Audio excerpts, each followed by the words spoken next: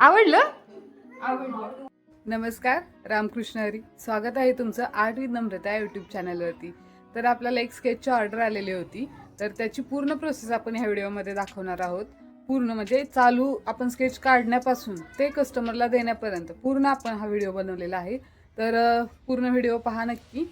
चला सुरुवात करूयात. नमस्कार मित्रांनो, आजचा व्हिडिओ खूप खास आहे, कारण आज आपण एक चित्र काढत नाहीये, तर एक सुंदर आठवणीला फ्रेममध्ये साठवतोय. एका कस्टमरने त्याच्या खास व्यक्तीसाठी हे सरप्राईज स्केच बनवून घेतलं आहे. हे स्केच कसं तयार झालं, मी कोणत्या टिप्स वापरल्या आणि शेवटी कस्टमरची रिॲक्शन काय होती, हे पाहण्यासाठी व्हिडिओ शेवटपर्यंत नक्की पहा. कोणतंही पोर्ट्रेट परफेक्ट येण्यासाठी सगळ्यात महत्त्वाचं असतं ते त्याचं प्रपोर्शन. त्यासाठी मी इथे ग्रीड पद्धत वापरलेली आहे. सुरुवातीला पेन्सिलने हलक्या हाताने ग्राफ आखून घेतला, जेणेकरून डोळे, नाक आणि ओठांची जागा अचूक येईल. जर तुम्ही स्केचिंगमध्ये नवीन असाल तर फ्रीहँडपेक्षा ग्रेड पद्धत कधीही चांगली, कारण त्यामुळे चेहरा तुमचा हुबेहूब दिसायला मदत होते. अगोदर आपण इथे लीड पेन्सिलने केसांचा आकार काढला, म्हणजेच केसांचे वळण जसे आहे त्याप्रमाणे आपण लीड पेन्सिलने काढून घेतले. आता येतो सर्वात महत्त्वाचा भाग, तो म्हणजे शेडिंगचा. स्केचमध्ये जिवंतपणा आणण्यासाठी प्रकाशाचा आणि सावलीचा खेळ समजून घ्यावा लागतो. इथे मी शेडिंगसाठी ब्लेंडरचा यूज केला आहे. ब्रश किंवा पेपर स्टंपने जेव्हा आपण पेन्सिलचे शेडिंग ब्लेंड करतो तेव्हा त्वचेचे टेक्स्चर रिअल दिसू लागते. लक्षात ठेवा, ब्लेंडिंग करताना कधीही घाई करायची नाही.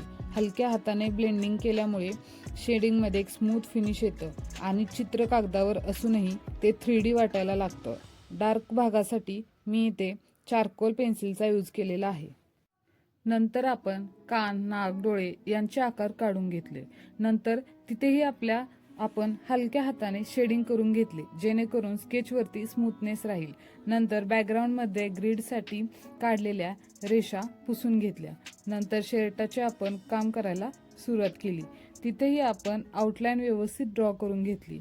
नंतर जिथे डार्क पार्ट आहे तिथे आपण चारकोल पेन्सिलचा व ब्लेंडरचा यूज करून डार्क शेड केली. तसेच काही ठिकाणी हायलाईटसाठी कागद मोकळा सोडला, त्यामुळे लुक 3D आला. अशा प्रकारे आपले स्केच पूर्ण झाले. आता वेळ होती ती बॅकग्राऊंडची. त्यासाठी मी चारकोल पावडर यूज केली. चारही कोपऱ्यांमध्ये चारकोल पावडर टाकून ती मी व्यवस्थित पसरवली, त्यामुळे आपले स्केच आणखीन उठून दिसले. स्केच तर पूर्ण झालं, पण आता वेळ झाली होती ती त्याला सुरक्षित करण्याची. मी हे स्केच घेऊन लगेच गाडीवरून निघाले फ्रेमिंग शॉपकडे. प्रवासात सुद्धा डोक्यात एकच विचार होता की ही फ्रेम झाल्यावर कशी दिसेल. स्केचला जेव्हा आपण एका चांगल्या फ्रेममध्ये बसवतो तेव्हा त्याचं सौंदर्य अजूनच खुलून दिसतं. आणि अखेर तो क्षण आला.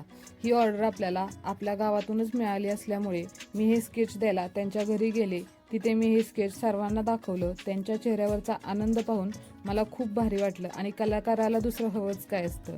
तर मित्रांनो, इथे मी तुम्हाला रेफरन्स आणि माझं स्केच काढलेलं दाखवत आहे.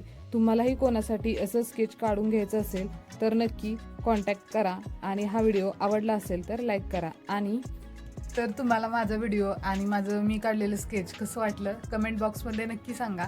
आणि तुम्ही आत्तापर्यंत सबस्क्राईब केलं नसेल तर नक्की करा. चला, बाय.